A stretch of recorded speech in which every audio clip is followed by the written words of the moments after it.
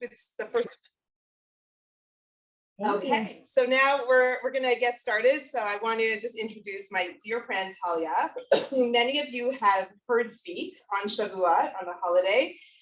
Talia spoke twice, and I know people were just so enthralled and thirsty for more. So welcome tonight. And with no further ado, do you want me to give you more of like an introduction, or will you weave it into your talk a little bit for the newcomers? Hello, welcome. Okay, so Talia. Hello, everyone. Good evening. Thank you so much for coming out tonight, and thank you so much to Eve, all the Levies, for having me come today, but especially Eve. I had such an amazing time in this community on Shavuos. I had just an amazing experience getting to meet so many people, and everyone comes in here with a giant smile on their face. I even noticed if you're new, you come in and you have a wonderful, huge smile on your face, and I think that's so indicative to what an amazing space this is. Before I start, I know some people, I do speak very quickly, so I'm going to try to speak a little bit more slowly. But I'm just putting it out there. If I get really excited and I start to speak a little quickly, I'm sorry, but you'll stay with me, I hope. And also, one other thing is I think I see my mother and my grandmother on here, so I'm just gonna wave hello. Hello, it's so nice that you're on here, so special. All right, so I wanted to talk about a few different things tonight. I know it said on the title for this talk that it's The Wandering Jew, My Journey of Traveling to Find Home. And I certainly am going to be talking about travel tonight and a few other things that we're going to weave in. We're going to weave in some Torah. We're going to weave in some, meaning of life, kind of existential things, all good stuff just for a Tuesday night, So we're going to talk about having it be a night of connection, being able to talk about travel, whether travel is a Jewish value or not. And then also my personal connection to travel. I'm going to tell you some fun and some, all kinds of fun or not fun travel stories, but interesting stories. And then I want to bring it back at the end and talk about how, even though I'm talking about travel, I think it's much more global and speaks much more to the human experience, the kind of values that we learn from traveling. Sound good? All right. So before I start, I'm about to tell you two stories that are not going to be related at all to what I'm talking about tonight. And you're going to say, why did I come? She's talking about just like random different stories. But I promise, if you'll believe me, I will come back to them and I will tie them in together. All right. So I'm going to tell you two stories from my childhood. The first one is, these both happened when I was 5 years old, but they really stuck with me over the years. The first one, I was 5 years old, I want to say, right? It was the Walk for Israel. My parents brought me with them, and they wanted me to come and to be able to see what it was like to walk alongside all the Jewish people in Chicago and to be able to experience the Walk for Israel. And I was not excited to be there. I did not want to be standing in speeches all day. I was 5, it makes sense.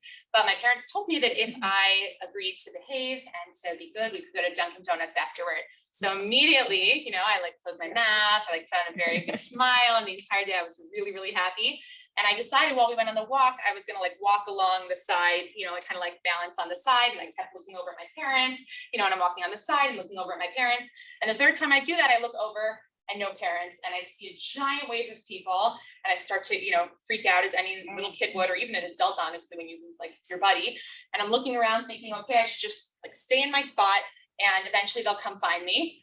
And I started to get very nervous, and eventually my parents both found me. Since then, we've gone over this. It's a it depends. We all have different approaches as to what happens.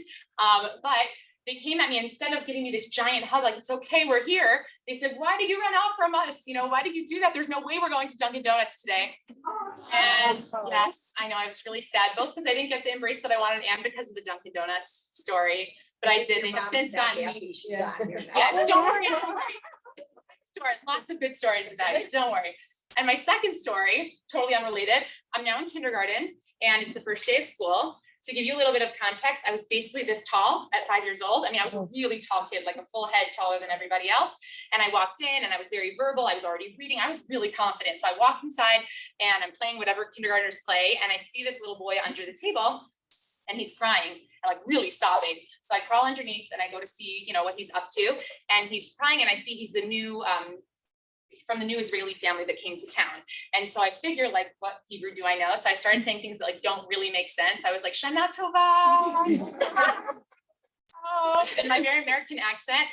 And he was just still sobbing and sobbing, but I could see he felt comfortable with me. And I ended up picking him up, putting him on my lap, and we just kind of sat together, and I kind of rubbed his back until he felt comfortable. And I did this day after day after day after day. And eventually he came out from underneath table eventually. And he's going on to live a very successful life, not because of what I did, but I'm just saying, so you don't feel bad for him that he's like still sitting and not knowing any English. Like, he's an engineer, he lives in Israel, he's married with a family. But a year later, his mother found me in the hallway in school one day, and she handed me this little like crystal ball thing with a beautiful fountain from Israel. And she told me, like, please always keep this in mind, that you are such a kind person and you did like something so special that will stick with our family forever. Two different stories. We're going to totally leave those stories and we're going to come back to them. All right. So I'm going to tell you a little bit about myself. Also, how I got connected to Eve. I'm a dancer. I've always been a dancer, loved music, dance, every kind of movement. And when Eve walked into our studio, right when she moved here, she just like lit up the room. I always tell her that. She just lit up the room, and she keeps telling me about her amazing L'Chaim Center friends, family, and I had to come see it for myself. And that's kind of how I got involved here. I came to a couple of different events, and then I spoke here over Shavuos. But my background is in Jewish education and community work, Jewish community work. I grew up in Skokie, Illinois, and I have two parents that both grew up in traditional Jewish homes in the Chicagoland area. They both went to University of Illinois, where they were both Hillel presidents in some different form, and they met each other and they got married, and they started this very beautiful journey of Jewish growth, of creating a Jewish family together. We settled in Skokie. I grew up there my whole life, and I went to Hillel Torah and Ida Crown. And it was always very evident from my parents that we had certain values in our home, including, kindness to one another, including honesty. This is where I'm getting it back, and I'm giving you a shout out, Mom, because we have great values from growing up. But honesty, integrity, all those different pieces, but also being very active in your Jewish community wherever you are. So it doesn't matter if the job is lowly and it's picking up stuff from the floor, and it doesn't matter if it's mailings, a mailing list because you're on the board of some kind of different committee, that you're always supposed to pitch in. And also, on the other hand, that you're also supposed to have a lot of sense of like self-worth, self-confidence, that you can do anything you set your mind to. So I grew up with a great family. I have two older sisters. One lives in Israel, one lives here. And because of a lot of those values, that set me on a course to go to Yeshiva University. I didn't want to originally go there. I really wanted to go to Penn. That was always like my dream. And then junior year came, and I just started to see role models in my life that all attended Yeshiva University. And I thought, okay, maybe there's like, something here. I'll go check it out. I loved it. I had a great experience there. I went there for both undergrad and graduate school. In my undergrad, I majored in music and Judaic studies. I'm a singer. I have a background in singing. If anyone knows the klezmer, the junior klezmer orchestra, so I used to sing in the junior one. I was like their singer for their band. I sang in the Shining Lights around the North Shore. It was a lot of fun. But I always loved music and composing music. So I studied that. And then I also studied Judaic studies to fill my need for just like loving Torah study. And I had the opportunity from my mentor when I was working on my thesis in my undergrad. She came up to me and said, would you all be interested? We have a really small program for women to learn advanced Talmud. She's like, really the only as high of a level as this is, opportunity for Orthodox women around the United States, and I would say almost around the world. So I was like very intrigued, but I also was like, do I like learning enough to sit and learn all day? I'd kind of done it for an hour here, an hour there. But I decided to embark on my journey, and I had an amazing opportunity. I learned in a graduate program for advanced Talmudic studies. I got to sit in the morning and learn Talmud. In the afternoon, I got to sit and learn halacha, both a combination of like learning alongside one another, and then also, kind of frontal classes, independent learning. I gained so many great skills, and I feel so lucky to have had that opportunity. But I want to tell you a couple other things that happened that year, which kind of, again, steered my path, and then we'll get to the travel. So one other thing I did at night, I went to get a degree in Jewish education through YU. I was able to do kind of like a dual master's degree. And that kind of gave me more of a holistic, I had the content and I had the delivery. And I was like so happy to have just like a very well-rounded kind of understanding of the written and oral law. And the best opportunity that I got that year, which was so special, is they have an internship program. If you wanted to take advantage of it, you could get placed in a synagogue and you could become like part of their education team. So mind you, I was like 21 years old. I just graduated college, and I did not feel that I knew at all sufficient amount of Torah to be able to like teach in front of a community. But at the same time, I thought like, when am I ever going to get this opportunity again to have like a captive audience, and the opportunity and the humility to be able to learn from someone. And the rabbi was really interested in, taking me under his wing. He had me a few times address the congregation. I got to give the drasha, the sermon, for 400 or 500 people. It's a very large synagogue, Lincoln Square Synagogue in the Upper West Side of New York. And I learned so much that year. I was part of their clergy, and I was able to really kind of get enmeshed into the community and have all these opportunities that as an Orthodox woman, I thought I would kind of be giving up as I started to become a little bit more observant. And to me, that kind of just set me on a path of adult education, getting involved with the Jewish community was really such a special experience. But I'm telling you all these stories, both so you have a little bit of background who I am, but also that year was the year I decided that a lot of my friends started getting married, because that's also part of living in the Orthodox Jewish world, is we get married young. And I started to say like, oh, I don't want to be so negative until I get married. Like, I don't want to be sitting here and waiting and waiting and waiting. And I made a little decision to myself, every single year that I'm not married, God willing, I should be healthy, have the means to do so, I'm going to take a trip somewhere. And I've kept that so far for a number of years. But I went to Switzerland, I went to India, China, Uganda, Thailand, a few others. But like, just I was able to really get to a lot of different countries. I think I've been on 5 of the 6 continents so far, and hopefully I want to hit Australia soon. But I've had a lot of really great experiences. And I don't know, do we have some travelers in here? Any travelers? Yeah. Could you give me, and you don't even need to really be a traveler to know this, but like, what are some reasons that people travel? Experience different lifestyles, get to like see the others, cultures, amazing, meet different people, right? Completely different people. Anyone else? History. History, get to learn history of like a place that's not your own. Food. Yeah. Oh, yes. Experience Yes, for the good or for the bad, right? Yeah. Yeah. You're like either learning, the kind of cuisine that you want to start making when you get home, or maybe not and just experience it there. Exactly. Okay, amazing. Anyone else? Discover similarities. Discover similarities, right? Just people from different cultures. I love these. Get out of your comfort zone. Your comfort zone. That's the hardest one for me. I know. That's very true. And the idea also of just going to a new place that you've never been, maybe having to get a visa, having the experience. All these are perfect. You know, I would add so many other things, having an adventure, getting to do something you don't usually get to do, recreation, relaxing. I'd add 3 particular things that I really like about travel, which is 1, I really like getting perspective. So that could be something so small, like I have an appreciation for American bathrooms and toilets compared to like the China, like squatty, like holes in the floor, just something really small, minute like that. It could be like engaging with the poverty level in India and just how expansive it is and how heartbreaking it is to understand like minutia of all the different things that are going on there and how helpless people there are. And it could be like anything really, like it could be the egregious like portion sizes in Switzerland that are like so small and so not American. I'll get back to those a little bit later. So I like to do it for perspective. I love to go and visit different Jewish communities. You had said to find similarities, which I love. I got to go in Uganda to the Abayudayan tribes. I know someone here had either a son or someone, that went there. And it was an unbelievable experience. These are native Ugandans, that's what they're called. And they decided 4 generations ago that they wanted to be Jewish. And the details and the nitty-gritty of how they got there for a different story. But what was so interesting to me is I went there and we are driving 2 hours through the jungle. There is like no civilization, there's no reception, there's nothing there. And all of a sudden we like get out through the trees and we see this giant Magen David, this big Star of David. And I'm like, oh my goodness, where are we? And they come out and they're greeting us singing the song Aleinu from the end of prayer service. And they join us to come, to dance with them and sing with them.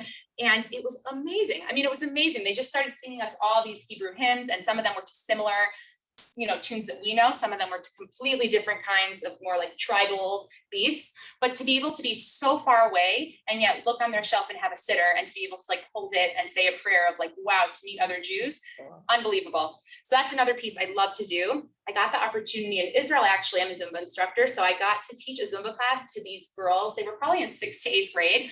They came from Myanmar and from the mountains in India, and they're known to be one of the 10 lost tribes. So they came over to Israel and they had a lot of trouble, their parents getting citizenship, getting settled. And there was a place called Girls Town that kind of like adopted them, took them under their wing and would provide all kinds of programming. So I got to go dance with them. But I feel like through all these different opportunities, there's so much to learn. There's so much perspective.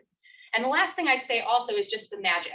If anyone's gone traveling, it could be near, it could be far, it could even have been like going to Six Flags for the day. But the idea of getting out of your comfort zone, like you said, and experiencing something new, the magic is just, it gives you the chills, right? It like takes you kind of an out of body experience. I had that like zip lining in the Andes last summer. I got to lead a trip to Peru and Colombia. And I just remember going down the zip line and just feeling like I'm living magic. I can't believe I'm here in the middle of South America as an American girl. And I'm sitting here and I get to just like have this amazing experience. And it felt really like magic. There's a philosopher named Emily Thomas, and she says, travel, she kind of tries to boil down travel because we want to know like, what is travel? Because travel could be like moving from here So like moving to here, it's traveling, right? And it could mean, picking up your whole life, moving somewhere else. It could be anything in between. So she says travel is essentially an encounter with the unknown, which I would say is a pretty good way to put it, right? You're going somewhere you've never been, or maybe you have been, and you're going to discover. But I would just add one piece as a Jew, and also I would just say in terms of my experience is that when you travel, it's essentially an encounter with the Almighty. And that's really one of the reasons that I love traveling. I love to be able to just find different ways that I can connect to God. I've always been a very spiritual person and very connected. So I just like to put that out there because that's, some people don't come from that background. It's harder to connect, or it's harder to just feel the spiritual side of things. So I'm just mentioning that I've always been very sensitive to when I go to places and like feeling God in different like parts of the world, So I want to share a couple just different examples of kind of where I've, think about that magic. There's a story of Elijah, of Eliyahu, and he is in a cave and God comes down to him and he's like, Eliyahu, why are you upset? And he says, Kanoki neti b'Hashem, I'm so like zealous and I'm upset and I care so much about you, God, but people don't. And I don't know what to do. Like, I can't be the leader of these people. They're not keeping anything. And he says, come here, Eliyahu, come outside. And he starts to show him a bunch of different kinds of elements of nature. He brings about a wind and he says, I'm not in the wind. And he brings about an earthquake and he's not in the earthquake. He brings about fire. He's not in the fire. And finally, he has this, many of us might be familiar with it, this kol demama daka, very quiet, thin kind of voice that comes through the air. It's almost like a silence. And he says, that's where I am, Eliyahu. That's where I am. And when you know that I'm here with you, you can then come to understand I'll be with you no matter what. And it's kind of a very, like, it becomes a very heartening time in our history where Eliyahu got kind of the kick that he needed, kind of like the hands up that he needed. But to me, that really describes it to me, is that we don't really get to see God. By definition, God is something that's not visible. It's not a person, not a being. And it's so hard to understand from the human mind. But when you can find those teeny tiny, almost silent little like pieces of God in our lives, that's to me when like I feel the most alive and I feel that magic. One story that comes to mind is I went to Las Vegas when I was in 7th grade, a very, very great place to take a 7th grader. We had such a fun time. And I just remember, like, all the other stuff went totally over my head of what goes on in Las Vegas.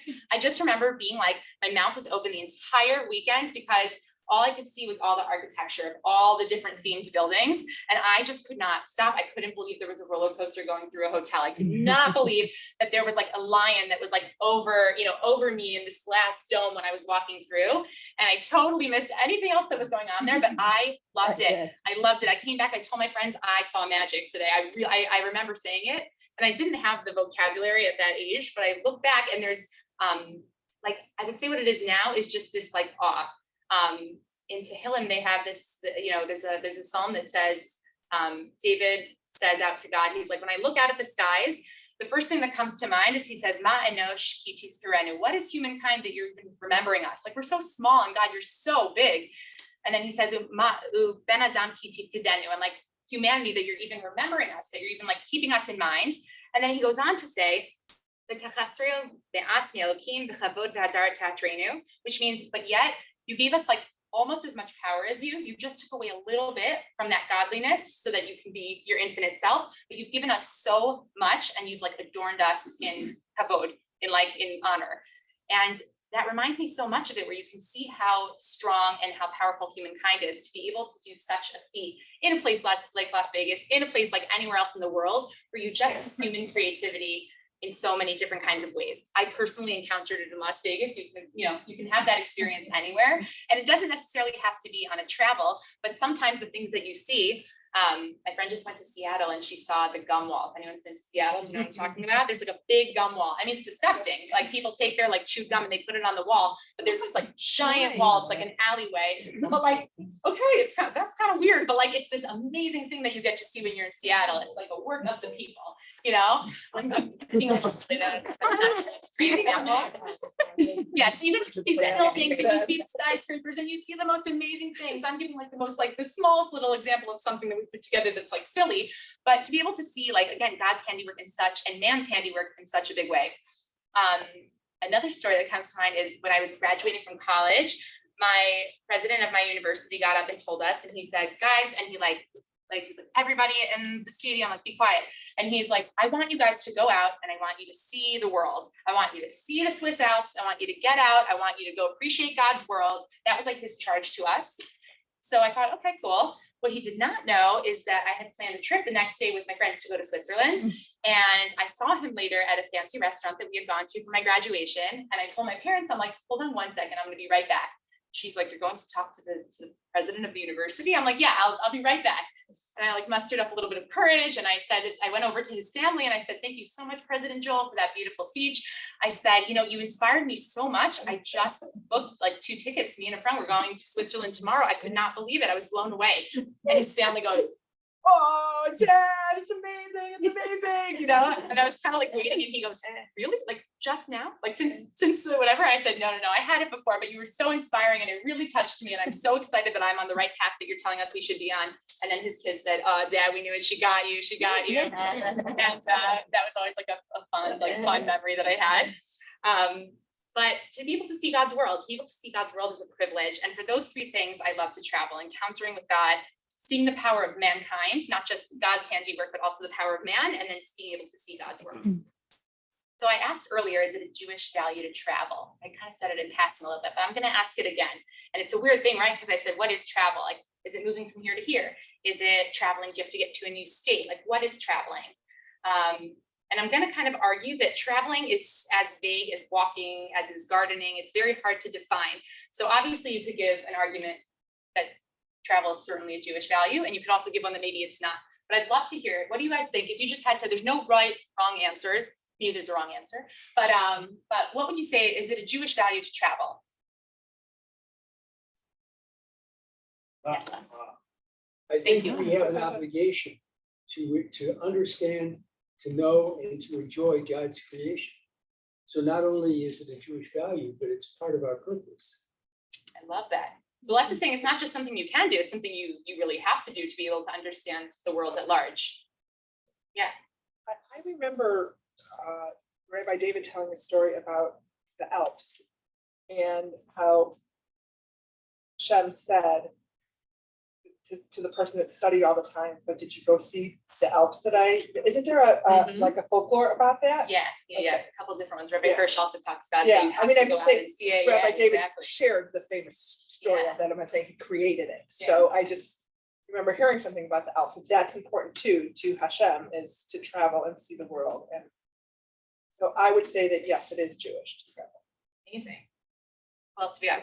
Rachel. I think also, I mean, there's, and you mentioned this too, and I feel like I've done a lot of traveling, and there's something about the connection wherever I go that, like, you want to go see a Jewish cemetery, you want to see a Jewish synagogue, you want to see the Jewish quarters, like wherever you go. And so it makes you feel connected across the whole world. So I mean, I don't know how to connect that actually to values, but there is some connection. I love what you're saying also is that you almost do kind of have to plan your trip a little bit around that. Yeah. If you want to go see like Jewish ruins, you kind of have to create a trip that's surrounded around Right. that. It always feels like it's something that should be part of any trip to take. Yeah, and it gives you purpose when you go into a place too. It's not just, like having fun parties and going to restaurants, but you also create meaning. I love that. I think isn't there a special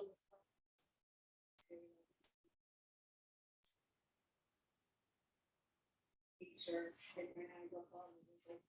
specific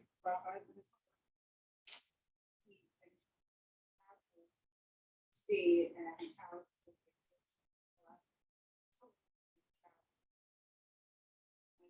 Shabbos, like, I think there is an inherent value in travel, because otherwise it's all what we give us, it'll be specific extras like Allah has in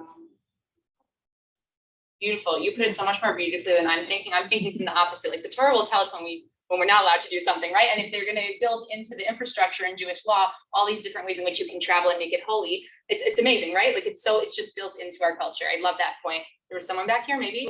when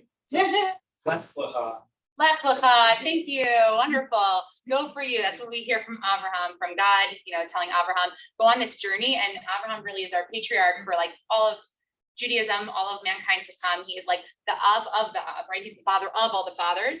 And our story so much is about a journey. So you've just given me a really compelling reason to say yes. I don't have such strong reasons to say no, but I'm just going to throw out a few things to think about.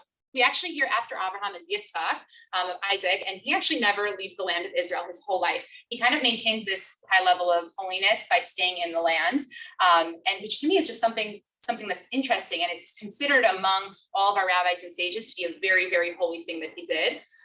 Many different rabbis will say you have to make sure if you're spending the money to go somewhere, you also have to go visit Israel, right? You also have to go see Israel, which is also traveling, right? And then I would say also there's always this inner feeling. I don't know if anyone else has had this.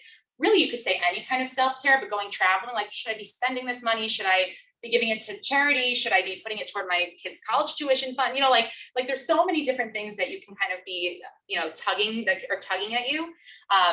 But that would be the only thing, not to say that it's a negative, but just like something that kind of makes you take pause. But I think very much, right, that overall, the overall feeling is that traveling is certainly a Jewish value. We have so many Jewish laws, like what Esty said, about when you go out to sea, when you are riding on a donkey, all the times that we're riding on a donkey, no, the boats and planes, like when you can pray. And there's so many things built into like our Jewish system that have to do with travel. And that to me, it's like, it's all what you do to travel. I love something that Rachel said, which is like that I always want to make sure that I go somewhere, right? Like you want to make sure. It's not just like, I should probably go to a Jewish cemetery, I should probably, but there's an excitement to like bring a place to life with your Jewish heritage. So I think in that way, it depends how you take your travel, but I think there's so much that can be done in the positive.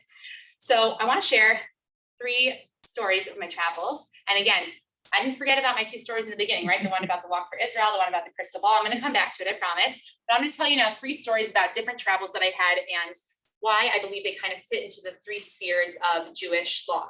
One is, there's a lot of different ways you could divide the Torah up, but one of them is to look at the 3 different spheres of how you interact with others. There's Bein Adam Lechavero, meaning between man and his friends. What are any of the other ones? Anyone know? Between man and Hashem, good. Bein Adam L'Makom, and then one more. And so, Bein Adam L'Atzmo, right, between man and himself. And everything really should fit into one of these 3 categories. Now, some people say, okay, ones that are between you and yourself really are also between you and man, are really also between you and God. We're going to call it 3 spheres right now. And I want to tell you a different story for each of these different spheres that I think illustrates yet another reason why, at least to me, my travel has become so important to me. And I hope you'll enjoy these stories. So one is I went with friends to India a few years ago. I had a very bad experience overall in India. I just got sick the whole time. It's called Delhi belly. I was always throwing up. It was not a good experience in that regard, but I had an amazing time. It was so amazing to be able to see the mountains and go hiking. And we volunteered with tons of different schools. We went at like the perfect time of year where the teachers were like done for the year. They did not want to teach anymore. And we came in and we were like so excited. Can we teach them some English? And they're like, sure, come on in. And they got to take a little break and we got to have this really authentic, special connecting experience with local kids there. But one of the stops on our trip, has anyone here been to India? A couple of people, okay, wonderful. Did you go to a place called Amritsar by any chance? I don't know if you remember it. I'll tell you what it is and then you can tell me if you've been there or not. But we made a few stops on our way. Agra, we went to the Taj Mahal, and that same day we went to a place called Amritsar, which is the house of the Golden Temple. And for the Sikhs, which is their own kind of distinct religion, this is their Jerusalem. Like this is their holiest of holy places in the entire world, the Golden Temple, the holy city. And we went to go visit. And on the way there, I was just kind of wondering, is this a temple? Like, what's it going to look like when we get inside? You know, I didn't really want to go to their place of worship, but I wanted to go see and experience what was so special about this place. And we get there and we're all standing in a big line, my friends and I, and they're all looking and saying, wow, wow. And they're looking in the distance at the giant gold buildings and just seeing the awe of how beautiful this space was. You had to actually walk in this tiny little path over the water in order to get there. It's on an island. And this is their place. Like this is their old city, right? It's like so special to them, but I'm not looking at that. I am like freaking out because I'm looking around and before you get to that like distant horizon, there's tens of thousands of people sitting on the ground in the courtyard. I don't know if even the best word to call it. It was so expansive, but this giant courtyard, and they're sitting there with these like black blankets wrapped around them. And there are these people that look kind of like priests. I'm assuming it's the Sikh equivalent of priests. And they're like spooning out soup to people around there. And I asked someone local that spoke English, I was like, what's going on here? And they're like, oh, this is like part of our ritual. Like every day, like 3 times a day, the priest equivalent comes out and he gives soup to all the poor people here. There's so many poor people and they all know that they can come to our center to be able to get warm food and to be able to get like a smile from someone. That to me was just amazing. I like the whole rest of the night, I just could not take my eyes off of these guys that were, it was like 10 o'clock p.m. and there were people coming in hordes and hordes and hordes of people. And I was trying to imagine the same thing happening in Jerusalem, right? And the same thing, in the same way, I would get so excited to see someone coming around, you know, and like trying to give out, you know, a set of candles, or, you know, or giving out free food for people to try. I was blown away by the holiness. And it's funny to say it, right? Because sometimes you think, if I'm Jewish, I should be feeling holy from Jewish things, right? Or if I'm Christian, I should be feeling holy from Christian things. But I think beyond religion and whatever it is, there's a sense of having a spiritual experience. And that to me was such a spiritual experience to be able to watch. And that's the first sphere of Ben Adam Lechavero, between man and his friend. So that was something that just sat with me so much. I don't know, did either of you guys go to the Golden Temple now that I'm describing it, or no? Not We your went trip? to a wedding, so we couldn't. Wonderful. Oh, so fun. Destination wedding, unless they were from there. But yeah, so wonderful. My second story that I want to talk about is the Swiss Alps. I said I would get back to the story about Switzerland. So my friends and I, this was my first trip. I was 21 years old. I was a little bit naive. And we decided we were going to go see the Swiss Alps. There was a giant ski lift that took us all the way up with 4 stops. And they told us whatever the names were, but let's just call them like Rang and Rang were like the stops 3 and 4. They sounded very similar. They said, make sure you get off at stop number 3, Rang, not Ring. Okay. So we're waiting and we're like, you know, counting the stops. There's the first, the second, the third, and the fourth. And we're ready for like a day trip for like an hour or two to hike around. I am a big hiker now, but I was not at the time so much. And we're counting like 1 stop. Okay. 2 stops. Okay. And then we're going for a very long time. And we're just like, okay, the 3rd stop, we're supposed to get out. That's what they kept telling us. And we get to the 3rd stop and we walk out. And before we even turn around, the ski lift thing is gone. And we're like, okay. And there's nothing up there. We look up and there's just snow. We are at the top, the 4th thing. We were at the ring, whatever that stop was called. We were at the top of the mountain. And my friends start getting very nervous and I start getting very nervous. And I think, should I turn on my phone? That's not going to help me right here. And I thought, let's just wait here in case another car comes. A car did not come.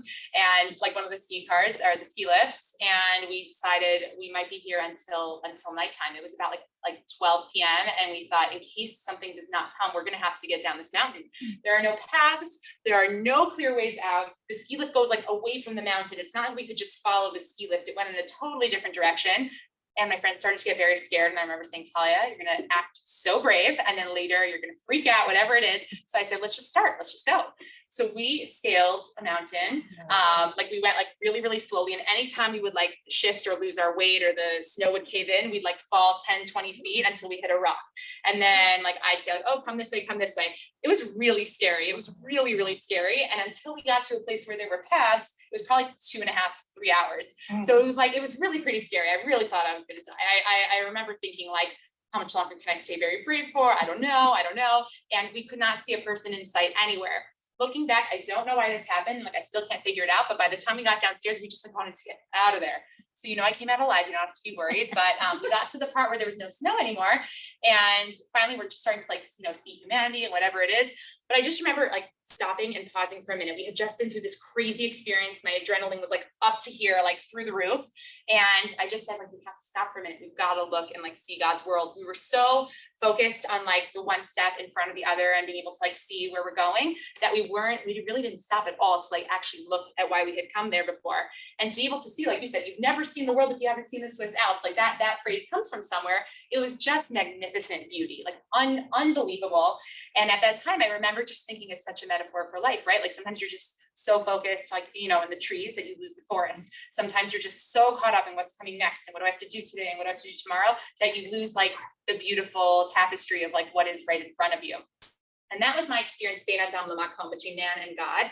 That to me was just, it was such a spiritual experience to be able to see what it was like to connect to God out in nature. And I could not have done that from my seat. You know, when you turn on like a desktop, like a Dell, usually there's all the different landscapes that they give you. And I always like, I dream, I like salivate over them. I'm going to go here and I'm going to go there and I'm whatever.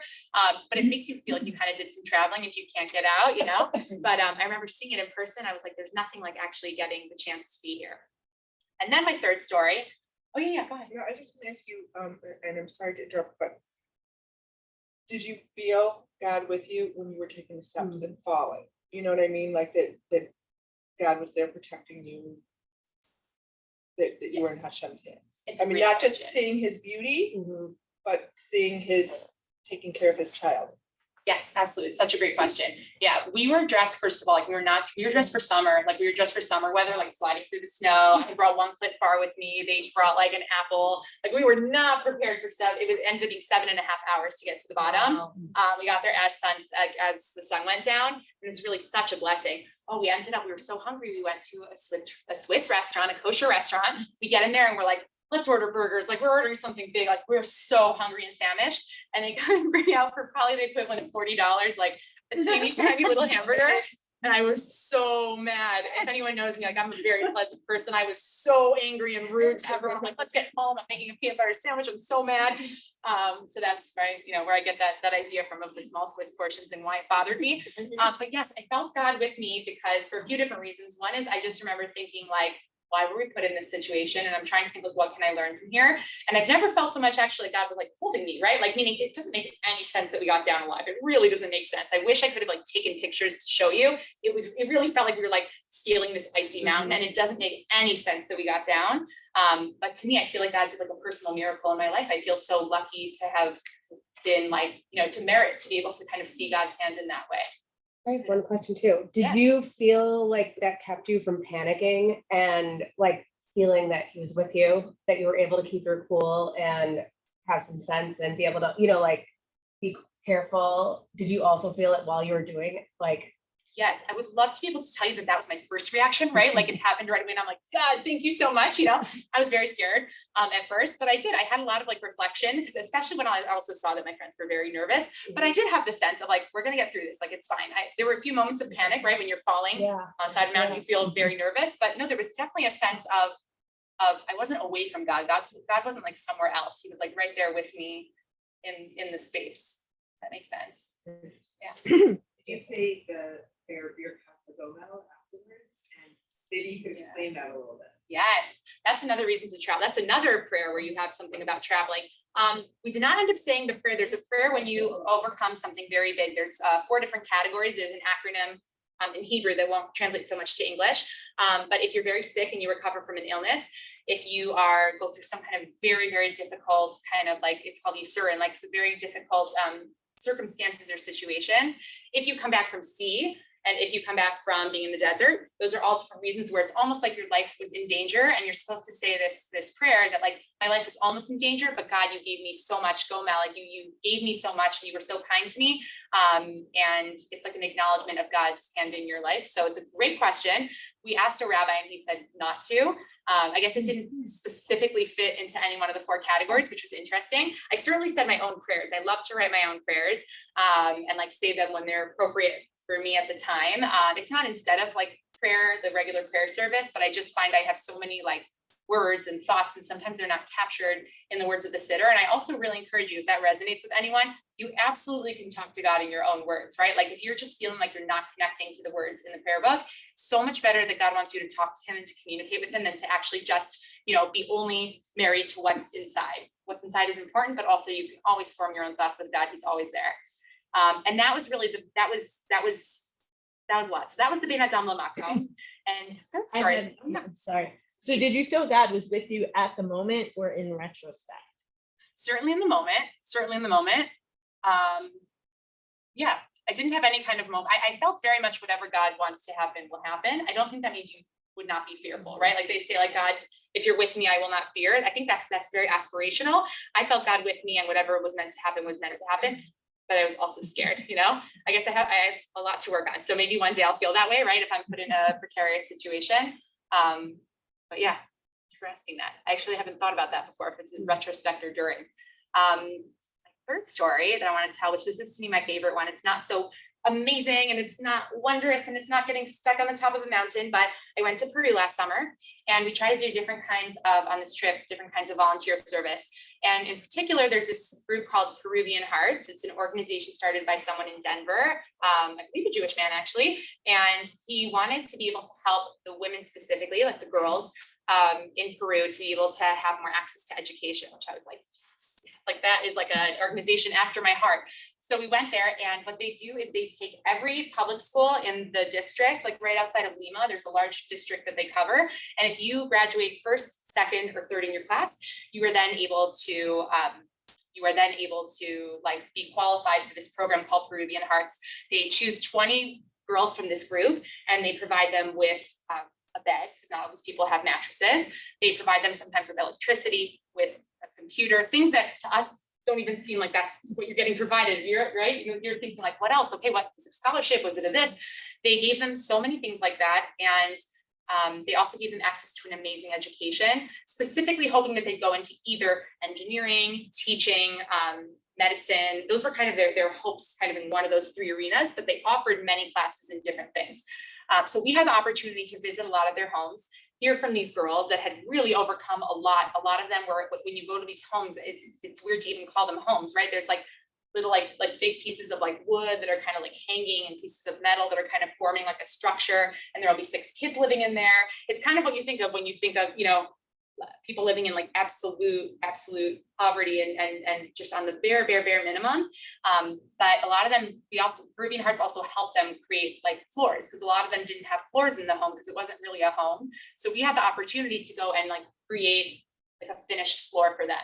So like we got like down, like a lot of the women did not really want to participate, but I was so excited. It was like my workout for the day, but like, you know, you're getting all the gravel and you're going down the mountain and you're like pouring it in. I had never done that. It's like my dream in another life to be a construction worker. So I was like on cloud 9 all day. I couldn't believe it. So I was like such a happy camper. It was great. And then to see their faces at the end, this girl had a new floor and she had never had a floor before. And the idea that she could be able to like sit comfortably on the floor with her siblings and play.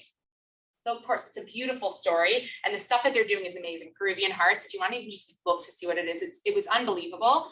And a lot of these girls, the alumni had all come to meet us, and they were saying how like this one's in school for engineering, this one's working, you know, as a banker, this one's working, and it was like you were getting the chills, like hearing about it, like wow, how this program changed their lives. But one thing in particular really stuck out to me is I had a million questions. I was the one following the tour guide, you know, and asking him a million questions. I said, I noticed in one of the other rooms, there was another mattress. And I said, why is there a mattress in this room? You said they didn't have mattresses. And they said, whenever there's siblings, we also make sure to provide at least mattresses to siblings.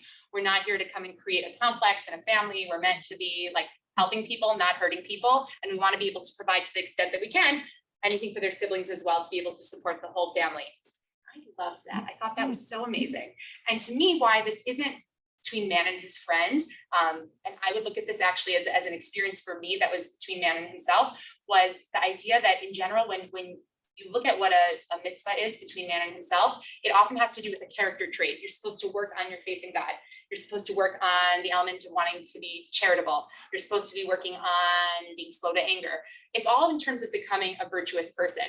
And when I saw these girls, I just remember thinking like, this is the definition of virtuous. Like I couldn't think of a better term to describe virtuous. I saw this and I was floored. I still talk about it, it was yesterday because I had the best experience there. But in these 3 spheres, right, the Bein Adam L'Chavero, between man and friends, between man and God, and between man and self, are just like a sampling of different places where I feel like I was able to find God in the Kol T'mama Daka, like the very thin, you know, thin kind of voice. I mean, thin in the air. So I want to now start to bring it back, right, and tie everything together. Travel, I would say for me, which is why I think, and this is where I want to take this, is travel makes me feel both big and small. And I think all of us can relate to that feeling, right? There's some times in life where we are feeling on top of the world, we are doing great at work, and our kids are doing great, and we're feeling good, and you know, our health is in good shape. And we have these times where we feel so big, not big like giant, but I'm saying big like the world is my oyster, and you feel good. And of course, there's also times in life we feel small. And that doesn't have to always be what's going on outside. It could be what's going on inside and how we're feeling. Maybe we're feeling lonely. Maybe it's a time in our life where we feel unsure or lack of certainty. We're going through a really hard challenge. But travel gives, I find that it like ushers me through that experience of both being big and being small. They have that ride. Has anyone been to at Disney World? It's a Small World. It's really annoying by the end. You're kind of ready to be off, but it's magnificent. It's magnificent. But they say it's a small world, and they also say it's a vast world. And I think that's very true. On the one hand, it's a small world. You can make a Jewish geography connection anywhere. And also it's a vast world, right? Like the world is just so big and expansive. And I think being able to kind of balance those two is in itself like a virtuous trait to try to get to. And I spent like a lot of years thinking about what I think that trait is called. And I'm going to call it something called humble confidence. That's what I'm going to call it. All right. So it's like a nice balance between the humility to realize how small you are in your place, and also the confidence to realize how incredibly powerful mankind is. There's Rabbi Simcha Bunim of Peshizka, Poland. You can say bless you, it's okay. And Chassid, and he talks about this idea, which you may have heard of, but maybe not in his name, that you're supposed to walk around with 2 pockets. I didn't even wear these on purpose, but I'm just going to show you, right? You got on one pocket, you've got Ani Afar Ve'efer, I'm the dust and ashes, right? It's like a great pump up speech. Yeah, I'm the dust and ashes. On the other one, you're supposed to write Bishvilini V'ra Ha'olam. For me, the entire world was created. I'm seeing some nods, maybe if that's a familiar phrase. But this to me, I take it with me everywhere, because I'm finding that my whole life is trying to figure out what's the right dose of humility, what's the right dose of the confidence, right? Of the acknowledgement of just how powerful I am. And I'm always going back and forth, but I think that balance, I'm gonna coin it right here, right now, right? Humble confidence is kind of what I'm looking to do. And I'm constantly at battle with my largeness and with my smallness, but travel creates all those experiences to help me explore. And I don't think the goal is to have to travel to be able to do that.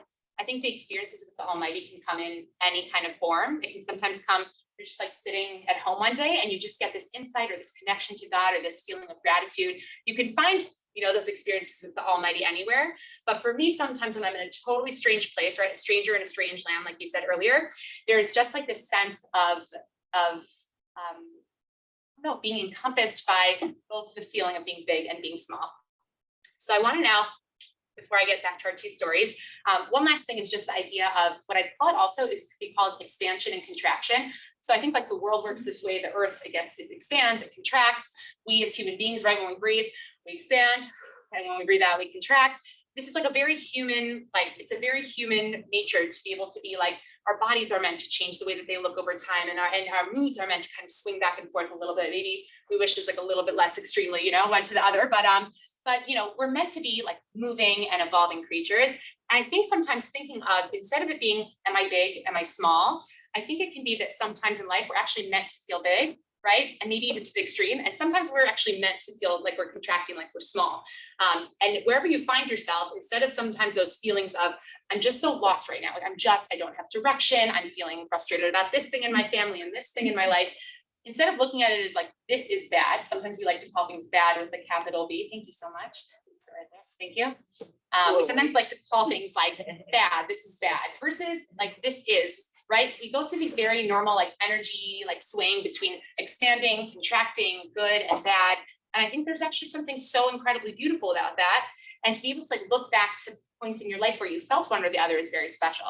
And so this is where I want to end, which is coming back to my 2 stories. For me personally, and these are just 2 stories that stick out to me, were times in my childhood where I either felt small or I either felt big. When I looked out at the crowd and I saw no parents and I couldn't find them, it was like the first time I ever remember feeling lost. Like I didn't have like a base, like where I felt like I lost myself. And it sticks with me so much now, like I can still feel it now, like it happened just then, because it was the first time I had ever felt really small. And the reason that I share the story is not because that story is so amazing or so wonderful or anyone should relate to it, but for me, anytime I feel big and I need to feel a little bit smaller, if that makes sense, I'm expanding too much, I'm reaching out too much, and I need to get smaller, right? I need that like contraction. I look back to that story and it grounds me. And it reminds me, right, I'm amazing and I'm wonderful. I have so many talents, but also I'm small. And it really helps ground me a lot. And on the flip side, I also have a story that grounds me with the second, which is that when I look back on this story of me as a 5-year-old, I can't take credit now. Anything you do before your bar and bat mitzvah, I feel like it's your parents, but I remember just making that seeing someone in pain and just like putting him on my lap. And I just remember, kind of like just cuddling him, which I had seen my parents do with like babies before. And he still, every time his parents see me, they still say, we're so appreciative. You still have that crystal ball. And I literally hold it in my hand sometimes when I'm feeling small, because everyone has that. When I'm feeling too contracted, right? When I'm feeling bad about myself, or I did something wrong, or I made a mistake, or I can't find the thing that I want to find, whatever it is, I sometimes I literally hold the crystal ball and I look at it because it reminds me of just how big and just how powerful my actions can be. And so my takeaway is not go find an item, right? It could be, right? Like I look sometimes at my jewelry that I'm wearing and I see like my grandmother hugging me when I see her bracelet, and I see when I'm wearing, a ring that my parents gave me, I think of my parents like, hugging me. It's different for every person what that thing is that grounds us.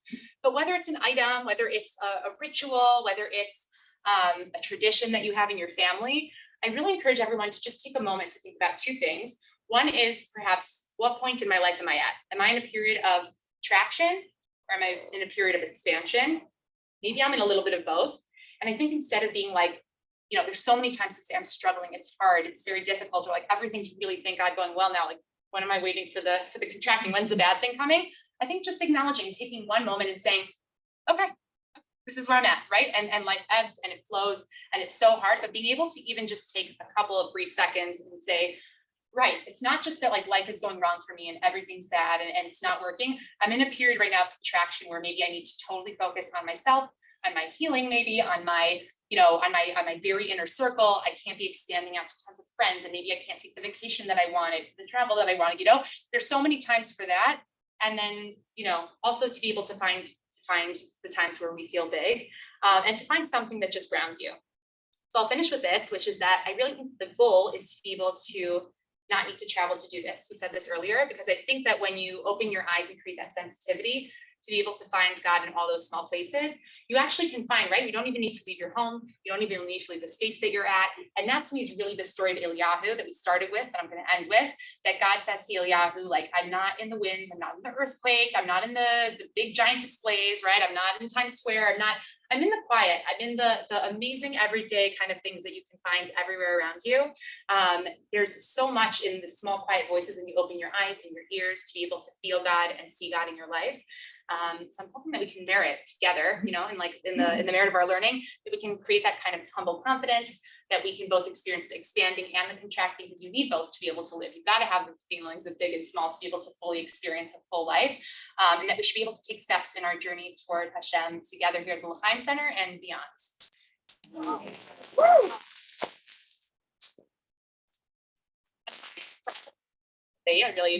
But I'm happy to take questions here or privately if anyone wants to come talk to me, and you can also give my email out to anyone if anyone would like to talk. Thank you. Cindy, you want to close the recording? Well, I was just gonna say, do you want to see if anyone on Zoom has a question first, and then we can. Okay, does anyone on Zoom have a question? And shout out to the mom and grandmother that Yes. raised such an incredible young woman.